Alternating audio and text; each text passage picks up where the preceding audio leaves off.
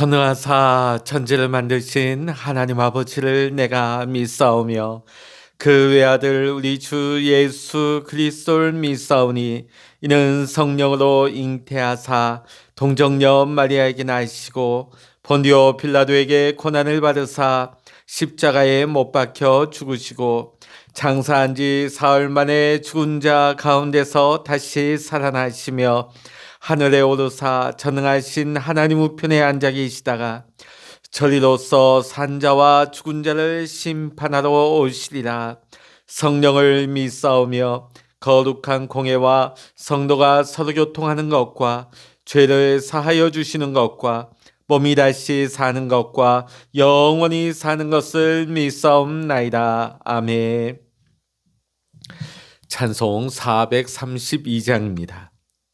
찬송 432장입니다.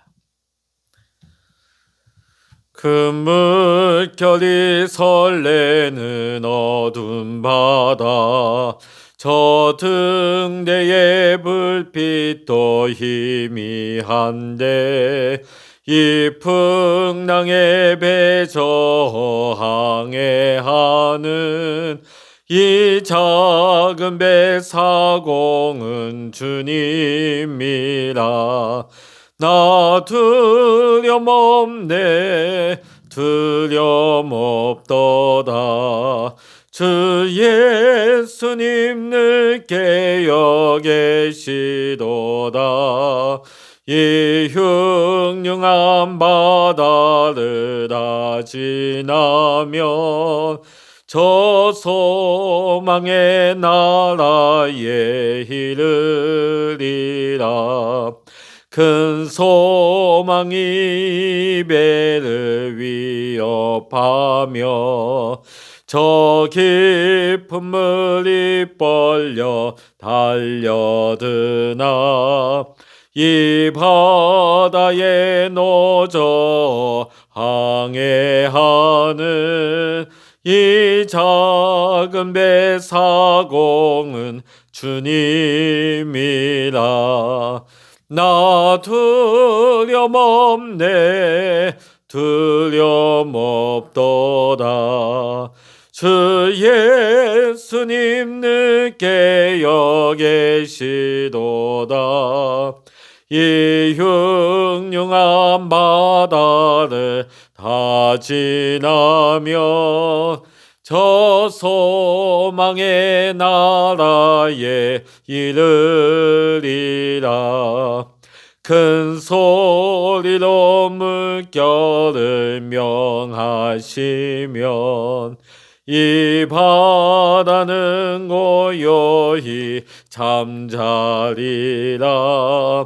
저 동력이 환하게 밝아올 때 나 주함께 이 바다 건너가리.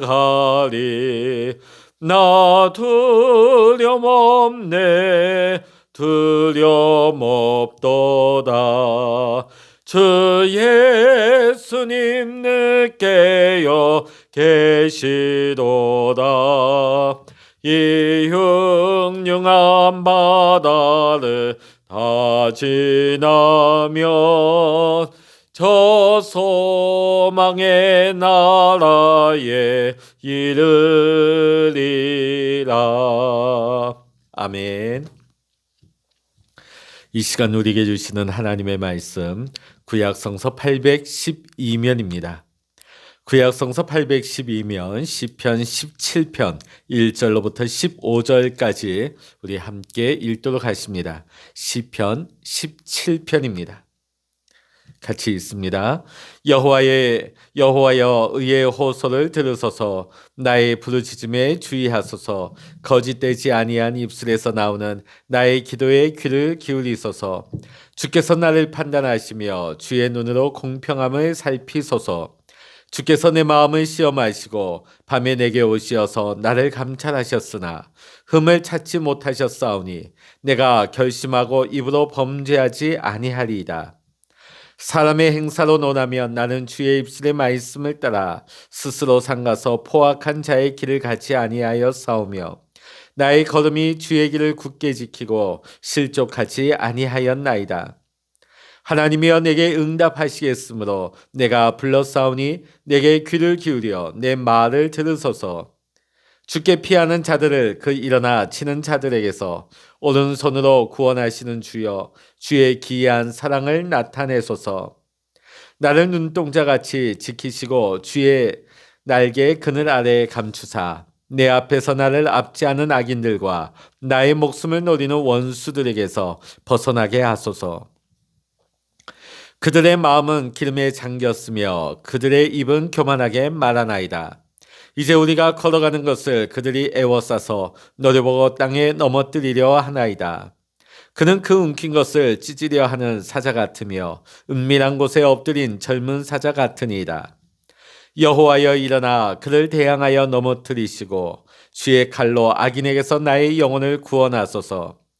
여호와여 이 세상에 살아있는 동안 그들의 분깃을 받은 사람들에게서 주의 손으로 나를 구하소서. 그들은 주의 제물로 배를 채우고 자녀로 만족하고 그들의 남은 산업을 그들의 어린 아이들에게 물려주는 자니이다.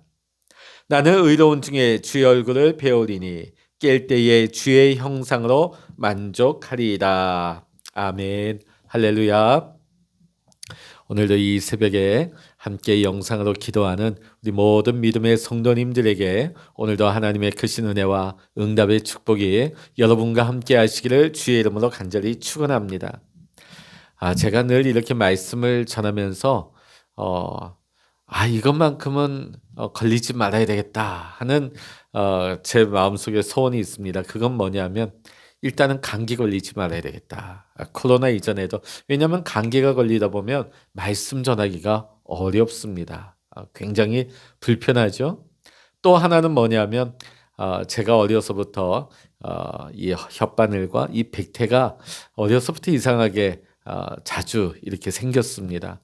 이 백태라든지 이 혓바늘이 생기다 보면 말씀 전할 때에 남모를 고통과 입을 움직일 때마다 입술을 움직일 때마다 여간 고통스럽고 힘든 것이 아닙니다. 지금 제 상황이 그런 상황입니다. 지금 혓바늘과 또 백태가 여러 군데 동시에 나서 말씀이 제가 노력을 하지만 조금 말씀이 이렇게 좀 엇나가거나 또 새는 경우가 있을지라도 여러분 좀 양해해 주시고 어서 이게 아물어질 수 있도록 기도해 주시기를 부탁드립니다.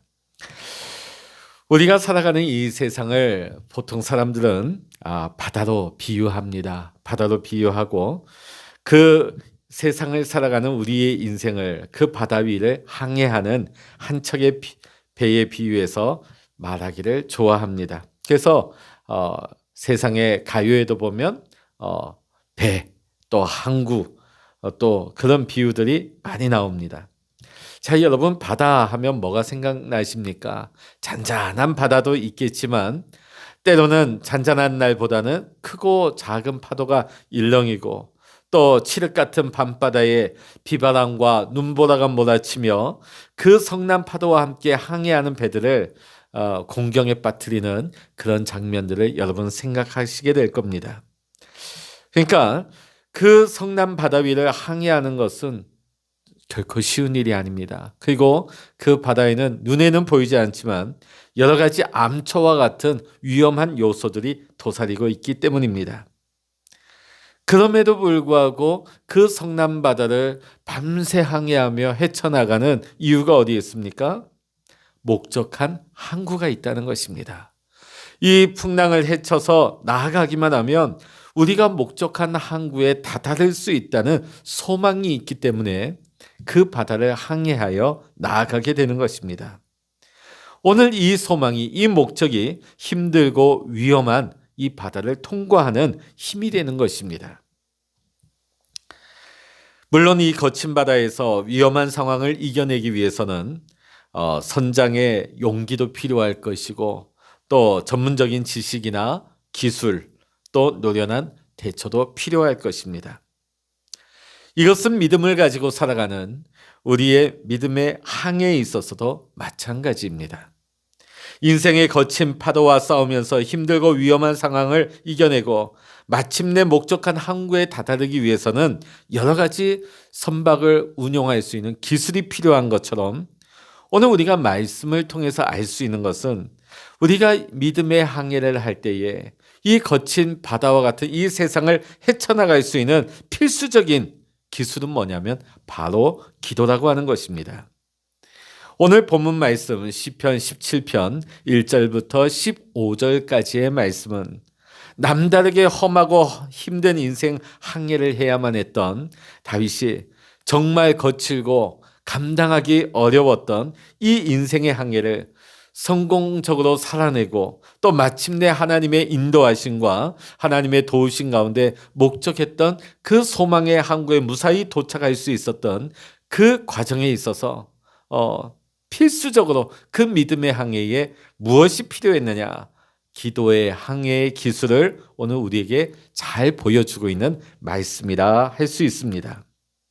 사실 우리가 성경을 보다 보면 다윗만큼 힘들고 험한 인생을 산 사람도 보기가 쉽지 않습니다. 근데 또 다른 한편으로 생각해 보면 다윗만큼 하나님으로부터 놀라운 은혜와 축복을 받아 누린 사람도 거의 없을 것입니다. 사실 다윗은 아버지 이새의 8번째 아들이었습니다. 막내둥이였죠. 그는 어떻게 보면 양치기로서 일평생 아버지의 양이나 돌보고 있어야 했던 목동의 인생으로 그는 살아야만 했습니다. 그런데 하나님께서 이 다윗을 양치기 목동을 눈여겨보시고 이 목동 다윗을 하나님께서 구별하여 주셔서 사무엘 선지자를 통하여서 이스라엘 왕의 기름을 붓게 하십니다. 그러나 그 이후로부터 수많은 시련과 여러 번의 죽음의 고비를 넘기면서 결국은 이스라엘 역사에 있어서 그 누구도 흉내내지 못할 빛나는 업적을 남기고 부귀와 권력과 영광을 누리게 되는, 한마디 말해서 이 다윗의 삶은 하나님께서 연출하시는 드라마와 같은 인생이었다고 말할 수가 있겠습니다. 그런데 중요한 사실 한 가지는 다윗이 이토록 험난하고 힘든 인생 항해 중에서도 살아남아 결국은 하나님께서 허락하시는 놀라운 은혜와 축복을 누리는 복된 삶의 주인공으로 살아갈 수 있었던 단 한 가지 비결은, 그것은 그의 믿음과 기도에 있었다는 것입니다. 오늘 본문의 말씀을 보면 다윗은 사울과 그를 따르는 추종자들에 의해 중상모략을 당하고 핍박을 당할 뿐만 아니라 사울 왕의 군대가 끊임없이, 그것도 무려 10년이 넘는 세월을 그를 죽이려고 찾아다니는 이 기가 막히고 위험천만한 상황 속에서 하나님만 의지하고 진실하게 믿음으로 살려고 하는 자신의 믿음과 구원에 대한 호소를 간절한 마음으로 표현하고 있습니다. 오늘 본문의 말씀은 거칠고 험한 인생의 항해에서 믿음을 가지고 소망의 항구를 향해서 나아가고자 하는 믿음의 사람들이 가장 안전한, 하나님께서 우리에게 허락하신 중요한 안전장치인 이 기도를 그럼 우리는 어떻게 할 것인가? 우리가 많은 기도를 하지만 그 가운데서 어떠한 자세로 우리가 기도해야 하는지에 대해서 가르쳐주고 있는 말씀이 오늘 바로 시편 17편의 말씀입니다. 오늘 우리는 이 17편의 말씀을 통해서 다윗이 우리에게 가르쳐 주기를 원했던 기도의 노하우 3가지를 함께 배우고 은혜 나누고자 합니다. 다윗은 먼저 오늘 시편 17편 1절로부터 5절까지의 말씀을 통하여서 첫 번째로 기도의 비결을 우리에게 알려주고 있습니다. 기도할 때의 정직한 행실과 거짓되지 않은 입술로 기도하라고 우리에게 가르쳐주고 있습니다. 기도하는 사람의 정직과 기도의 응답의 관계에 있어서 이사야 선지자는 이사야서 1장 15절에서 이렇게 우리에게 가르쳐 줍니다. 너희가 손을 펼 때에 내가 내 눈을 너희에게서 가리고 너희가 많이 기도할지라도 내가 듣지 아니하리니 이는 너희의 손에 피가 가득함이라. 또 예수님께서는 누가복음 18장 9절로부터 14절의 말씀에서 이 사실의 중요성, 곧 회개하며 깨끗한 심령으로 기도하는 것이 얼마나 중요한 것인가를 우리에게 알려주십니다. 누가복음 18장 9절로부터 14절의 말씀 보면 바리새인과 세리의 기도를 통해서 우리에게 이 사실을 보여주십니다. 바리새인은 어떻게 기도합니까? 자기의 의를 드러내면서 기도합니다. 이에 반해서 세리는 자신의 죄로 인하여서 가슴을 치면서 회개하는 마음으로 기도합니다. 이 두 기도 가운데 결국은 이 세리의 기도가 하나님께서 기뻐 받으시고 하나님 앞에 응답받는 기도가 된다 하는 것을 주님께서는 우리에게 일러주셨습니다. 오늘도 우리가 기도할 때 우리의 입술이 정직하기를 원합니다. 거짓되지 않은 입술로 하나님 앞에 기도할 때 우리의 기도가 하나님 앞에 다 응답받고 땅에 떨어지지 않는 기도가 다 될 수 있기를 소망합니다. 두 번째로 다윗은 오늘 17편의 6절로부터 9절까지의 말씀에서 하나님께 대한 믿음을 바로 세우고 기도하라고 우리에게 가르쳐주고 있습니다. 믿음을 가지고 기도하라. 오늘 본문의 말씀 보면 6절에서 하나님의 응답하심을 믿고 기도하라. 다윗은 이렇게 기도했다는 거예요.